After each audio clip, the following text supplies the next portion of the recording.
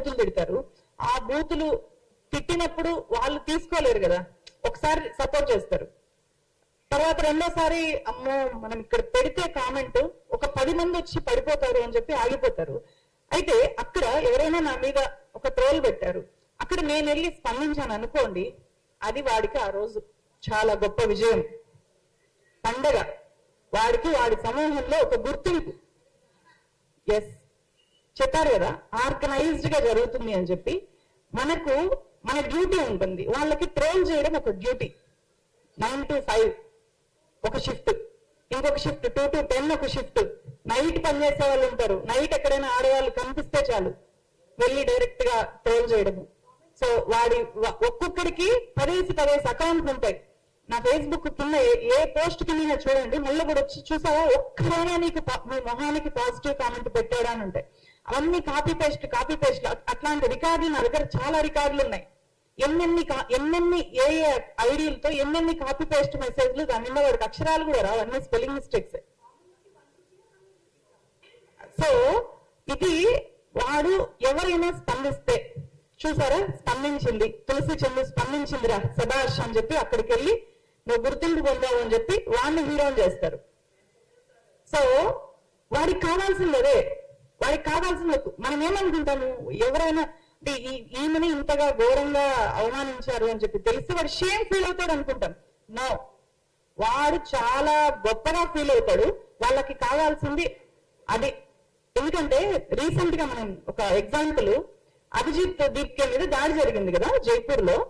ఆ దాడి జరిగిన తర్వాత ఏం జరిగింది, ఆ మరుసటి రోజు ఎవరైతే దాడి చేశారో వాళ్ళకి పెద్ద సన్మానం జరిగింది. That is the reality. మనకది మీకు ఆఫ్లైన్ లో కనిపిస్తుంది కాబట్టి చెప్తున్నా. ఆన్లైన్ లో ట్రోల్స్ కి జరిగేది కూడా అదే. ఎవరినైనా వాడు ట్రోల్ చేసిన వాళ్ళు, ఒక క్రియేటర్, ఒక జర్నలిస్ట్ రిప్లై ఇస్తే వాడికి అక్కడ ఆ సమూహంలో వాడికి ఒక గుర్తింపు, వాడికి మనమైతే బాగా వర్క్ చేస్తే, నా టీమ్ లో ఒక ఎడిటర్ బాగా పనిచేస్తే నేను ప్రమోషన్ ఇస్తా, వాడికి ఇక్కడ ప్రమోషన్ వస్తుంది. ఎస్ నువ్వు ఒక గొప్ప ట్రోలర్వి నువ్వు. ఇంకా అట్లాంటి వాళ్ళని మళ్ళీ ఐటీ సెల్ హెడ్స్ కూడా అవుతారు. ఇలా ట్రోల్ చేసుకుంటూ ఐటీ సెల్ హెడ్స్ అవుతారు. తర్వాత ఎమ్మెల్యే టికెట్లు కూడా వస్తాయి. సో వాళ్ళ లక్ష్యము పొలిటికల్ లక్ష్యాలు వాళ్ళకి ఉంటాయి కాబట్టి వాళ్ళకి ఇది ఒక వృత్తి, వాళ్ళకి డబ్బులు వచ్చే వ్యవహారము. సో వాళ్ళని మనము అక్కడ బుక్ చేయాలి అని అనుకుంటే వాళ్ళకి అది ఒక గుర్తింపు లాగా వాళ్ళు ఫీల్ అవుతారు అనమాట. సో అందువల్లనే వీళ్ళని ఎట్లా హ్యాండిల్ చేయాలి అంటే, ఇప్పుడు నేను మొదట్లో ఇదే సమావేశంలో ఇక్కడ కూర్చున్నప్పుడు నా కళ్ళల్లో నీళ్ళు వచ్చాయి. ఆ రోజు చాలా బాధపడ్డా.